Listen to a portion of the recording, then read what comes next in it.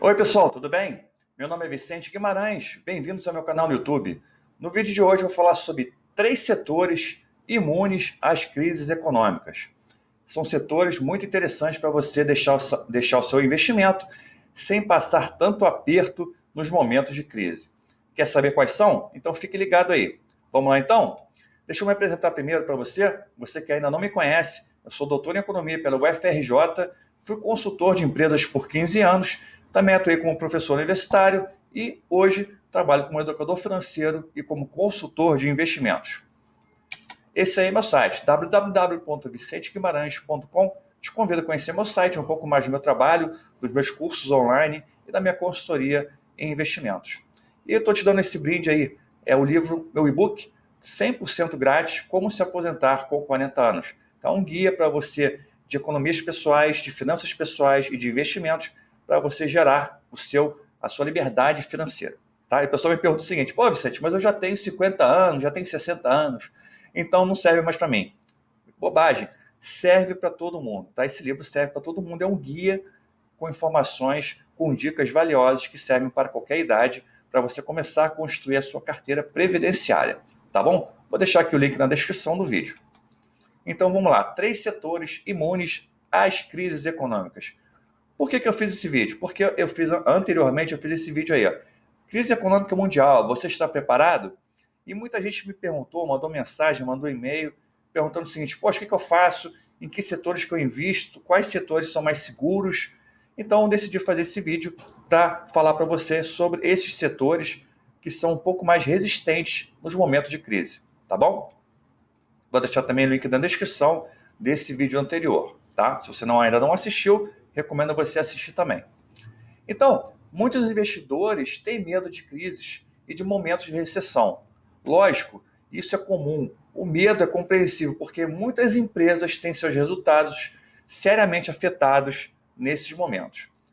Muitas empresas, inclusive, fecham as portas, passam a ter dificuldades ou são incorporadas, são compradas por outras empresas. Empresas de setores cíclicos, que são setores que são afetados mais pelos ciclos econômicos, são as que mais sofrem nos momentos de alta e baixa da economia. Entre os setores cíclicos estão o varejo, a construção civil e as indústrias de bens de consumo, como por exemplo a indústria automobilística.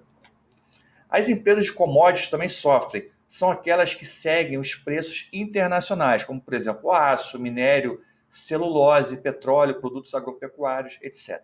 Então todos são setores cíclicos que variam muito com os preços e com a economia.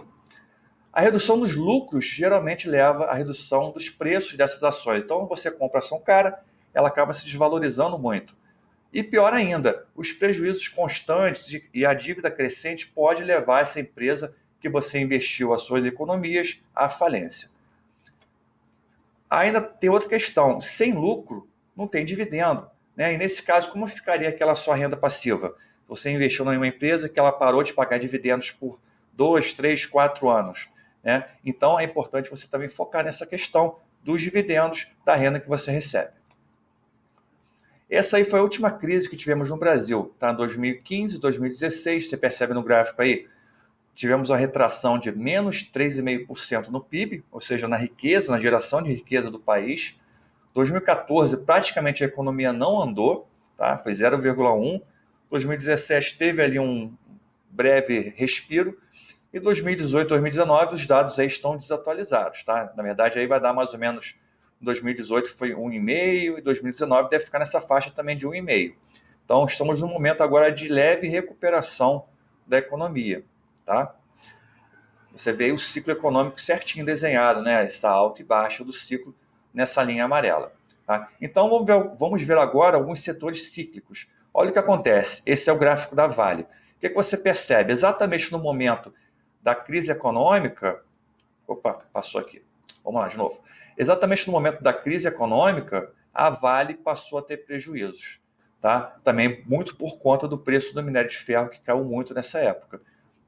Olha só o gráfico da Petrobras também. Na época de crise também começou a ter prejuízo. Esse aqui é o gráfico da Via Varejo, ela ainda conseguiu segurar um pouquinho ali as pontas, né? Até 2014, 2015, mas depois começou a ter prejuízo e desde então tem tido resultados aí bem variáveis.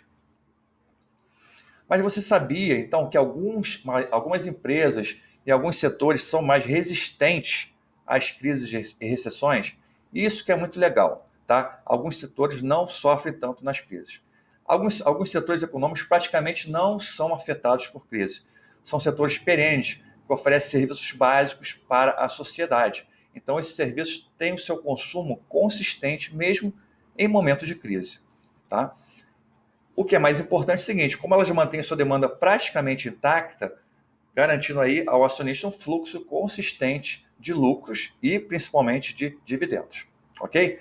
Então vamos lá falar do primeiro setor, que é o setor de banco, tá? Então o setor bancário é um setor que sofre muito pouco durante as crises.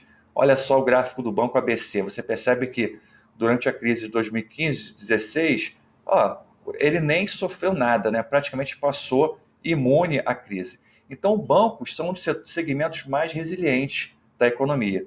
Podem ser até considerados anticíclicos. O que é isso? Quando tem uma crise, a economia cai, os bancos têm resultados melhores. Na crise, os bancos ganham com o aumento das taxas de juros e do spread bancário e também com o aumento do endividamento. As pessoas se endividam, pagam mais taxas, pagam mais dívida do cartão de crédito, cheque especial. Olha só o gráfico do Bradesco aí, como na época da crise ele teve um crescimento no seu lucro. Esse gráfico é o gráfico do lucro líquido, tá? Olha só o Itaú também. O Itaú ganhou mais ainda, tá? Ganhou muito mais na crise, né? Praticamente quase dobrou o seu lucro no momento de crise. E também nos momentos de crescimento, os bancos ganham com o aumento do número de clientes, com o aumento, aí você tem mais clientes, você vende mais serviços, tem mais tarifas, né? Você também aumenta o crédito bancário, isso também você gera dinheiro para o banco. Então os bancos ganham na crise e ganham nos momentos de melhoria da economia, tá? Outro setor é o setor de água e saneamento. É fácil entender por que o consumo de água é pouco afetado durante as crises, né? A água é um bem essencial. Em todas as economias mundiais, todas as bolsas de valores, geralmente as empresas de saneamento e água são as mais valorizadas por conta justamente disso, do fluxo consistente de dividendos, tá? Além disso, os serviços de saneamento incluem as tarifas de esgoto. Então nunca vai faltar esgoto na sociedade moderna. Você percebe aí o gráfico da Sanepar, que durante a crise praticamente passou imune e com crescimento do seu lucro.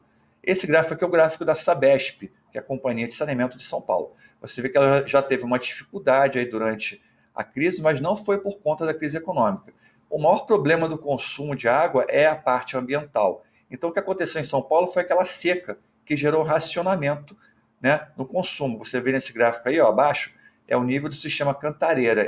O sistema Cantareira é o nível do reservatório que abastece a Grande São Paulo. Você percebe que 2015 foi nível mínimo, né? E justamente por isso foi a época que a Sabesp teve um lucro menor, tá? Então você percebe que ela não depende muito da economia, né? Não varia como a Sanepar, ela passou praticamente imune. A Sanepar não sofreu com a seca porque os reservatórios da Sanepar estão no sul, eles não secaram tanto como a da Sabesp, tá?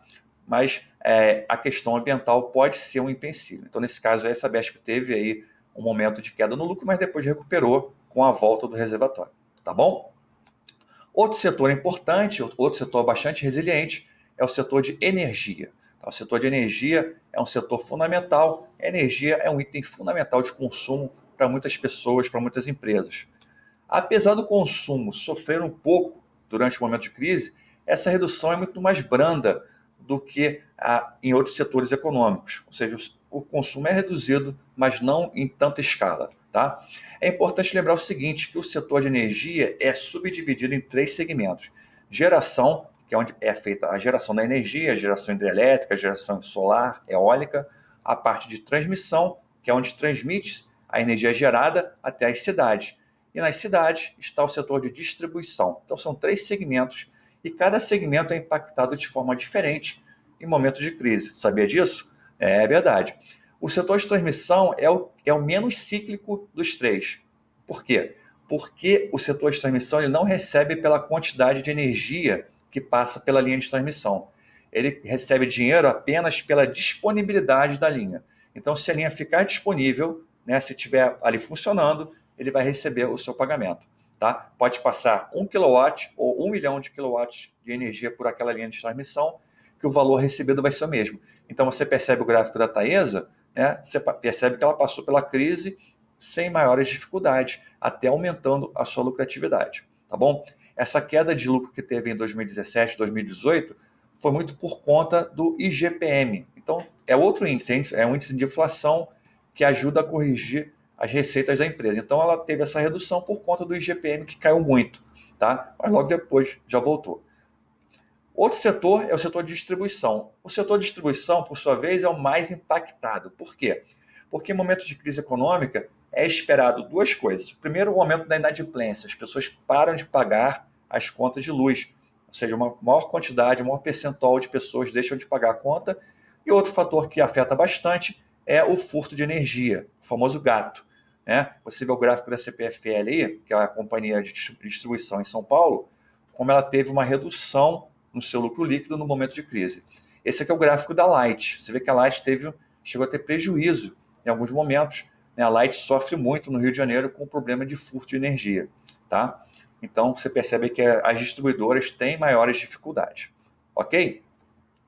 Essa aqui já é a Engie. A Engie é uma geradora. Então a geradora já fica no meio do caminho. Ela nem sofre tanto e nem sofre tão pouco. Então você vê que a Engie aí manteve praticamente estável o seu lucro líquido durante esse período aí de crise econômica. Tá? É isso que a gente quer. A gente quer empresas com lucratividade estável e dividendos consistentes.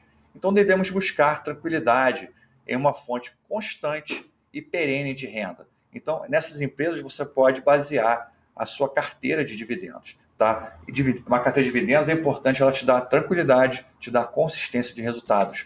Investir em empresas perenes e anticíclicas é o segredo para construir uma carteira consistente de dividendos. Ok? Valeu? Ei, Buffett, gostou do vídeo? Ó, gente, lacrou. O Buffett cada vez inovando mais nos seus comentários.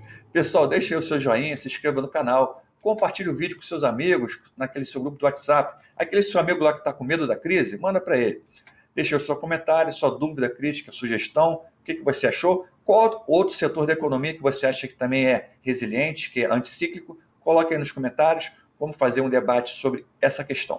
Pessoal, muito obrigado. A presença de vocês é fundamental aqui no canal. A audiência é muito importante. Tá? Agradeço bastante de coração.